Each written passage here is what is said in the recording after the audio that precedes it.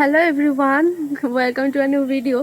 তো আজকে পড়েছে সব থেকে বেশি ঠান্ডা, আর আমার অবস্থা দেখে বুঝতেই পারছো হেলমেট টেলমেট পরা, মানে আমি এখন বেরোচ্ছি। আর হঠাৎই প্ল্যান হলো যে একটু লং ড্রাইভে যাব আমার স্কুটি নিয়ে।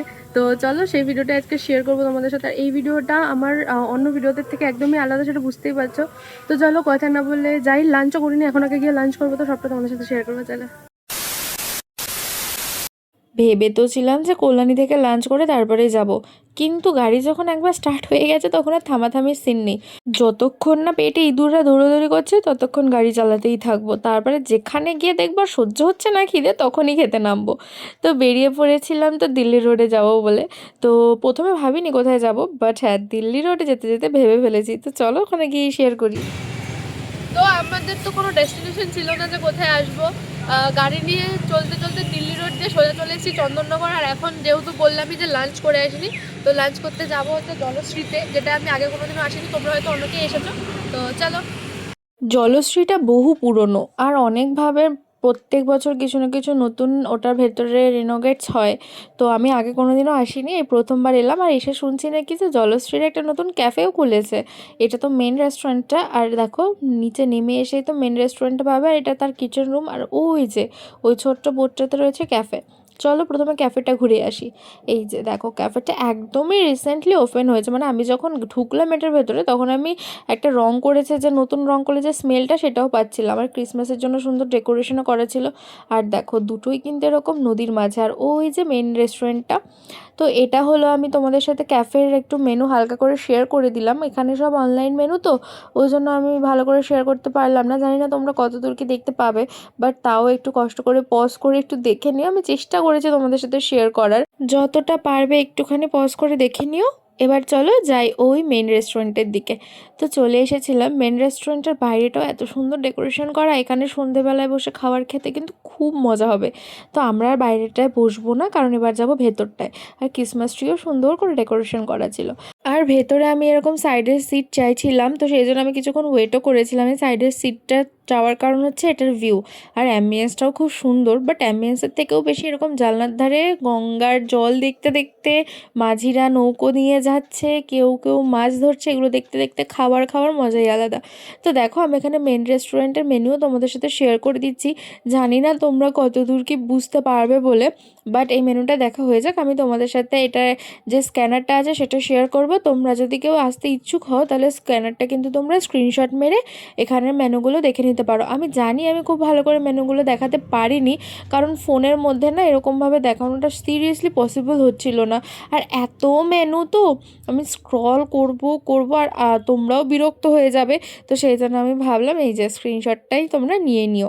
তো চলো, আমাদের অর্ডারও চলে এসছে। প্রথমেই দিয়েছিলাম ক্রিসপি চিলি বেবিকর্ন, প্রাইসটা না আমার ঠিক মনে নেই।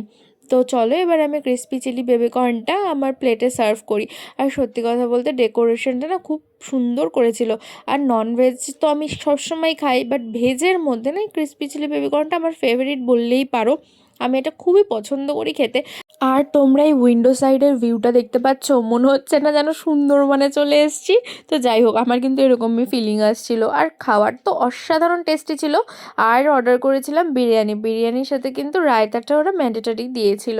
আর অনেকটা হিউজ কোয়ান্টিটির বিরিয়ানি ছিল। বিরিয়ানিটার প্রাইসটা আমার মনে আছে 400, তাই বলে দিলাম।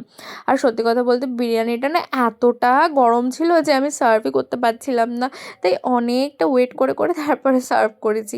ছিল দুটো চিকেন লেগ পিস, একটা বড় সাইজের আলু, আর একটা সেদ্ধ ডিম, আর সাথে এক প্লেট রায়তা। আর সত্যি কথা বলতে বিরিয়ানির কোয়ান্টিটি কিন্তু অনেকটা অনেকটা, যারা আমার মতন, মানে আমি একটু কম খাই, মানে অল্প খাই, তো আমার মতন যারা খাওয়ার কোয়ান্টিটি অল্প তারা গেলে 3জন খেতে পারবে। বাট যদি ছেলে মানুষ যায় তাহলে 2জন বেশি হয়ে যাবে, 2জন খেতে পারবে। বাট যদি মেয়েরা যাও তো এক প্লেট নিলে তোমরা 3জনে হামেশাই খেতে পারবে। তো এখানে দেখো আমি তোমাদের সাথে চিকেন টিকেন সব শেয়ার করে নিচ্ছি, চলো এবার খাই। আমি যখন ভিডিওটা এখন এডিট করতে বসেছি না, আমার যেন আরও এই বিরিয়ানিটা খেতে ইচ্ছা করছে। আমার কি লোভ লাগছে এখন। তো যাই হোক, লোভ করলেই তো আর এখনই চলে যেতে পারবো না খেতে, বাট খাবার দাবার সত্যি খুব টেস্টি ছিল। আর এখানে দুটো আইটেমে বিল হয়েছিল 760 রুপিস। তো ফাইনালি জলশ্রী থেকে খেয়ে দিয়ে এখন বেরিয়ে পড়েছি। এবার যাবো একটু স্ট্যান্ডের দিকে, কয়েকটা ছবি টবি তুলবো। আর তো চলো এখন স্ট্যান্ডের দিকে যাই আর কয়েকটা ছবি টবি তুলি, দেন চলে যাবো বাড়ির দিকে। তো চলো। আসলে চন্দননগর স্ট্যান্ড আমার একটা খুব পছন্দের জায়গা, আমার খুব প্রিয় জায়গা। আমি জানি না কেন যখন প্রথমবার চন্দননগর স্ট্যান্ডে এসেছিলাম ভীষণ স্ট্রাগল করেছিলাম, জগদ্দলে নেমে ফেরিঘাট পার করে ভীষণই একটা মানে কষ্ট করে এসেছিলাম, বাট তারপরে যতবারই এসেছি বাইকে করে এসেছি। তো আমার চন্দননগর ঘাটটার প্রতি একটা আলাদাই সফট কর্নার, আলাদাই একটা ভালোবাসা রয়েছে। তো যেহেতু আমার ভিডিওটা ক্রিসমাসের আগে, তো সেই জন্য দেখো এখানে সুন্দর করে চার্চটা ডেকোরেশন করেছিল। আর এই দোকানগুলো তো সবসময়ই সুন্দর করে লাইট টাইট জ্বলে সাজানো থাকে, দেখতে বেশ ভালো লাগে। আর আমার এই চন্দননগরের রাস্তাটাও ভীষণ পছন্দের, ভীষণ প্রিয়। আমার তো এরকমও হয়েছে চন্দননগরে গেছি, মেঘলা আকাশ, বৃষ্টি এক্ষুনি নামবে আর সামনে গঙ্গার ঘাট, আহা সে কী দৃশ্য। তো যাই হোক, চন্দননগর ঘুরে চলে গেছিলাম দিল্লি রোডের ওপরই বাইকার্স থেকে, যেখানে যাওয়ার ইচ্ছা আমার বহুদিন ধরে ছিল। তো এখানে নিয়ে নিয়েছিলাম 1 কাপ চা। তো চাটা খেয়ে চলো এবার যাই বাড়ির দিকে, অ্যান্ড দেন বাড়ি গিয়ে ভিডিওটা এন্ড করব। চলো তাহলে এবার বাড়ির দিকে যাওয়া যাক। তো ঘুরে ফিরে বাড়ি চলে এসেছি আর এসে ফ্রেশও হয়ে নিয়েছি। চলো তাহলে আজকের ভিডিওটা এখানে এন্ড করছি। ভিডিওটা কেমন লাগলো অবশ্যই কমেন্ট করে জানাতে ভুলবে না, আর ভালো লাগলে বন্ধুদের সাথে কিন্তু শেয়ার করতেও ভুলবে না, কারণ তোমরা বন্ধুদের সাথেও এইসব ট্রিপস গুলো করতেই পারো আর এরকম জায়গায় একটু খেতে যেতেই পারো। তো চলো আজকের মতন টাটা, দেখা হচ্ছে অন্য একটা ভিডিও। তো সবাই ভালো থেকো, সুস্থ থেকো, বাই।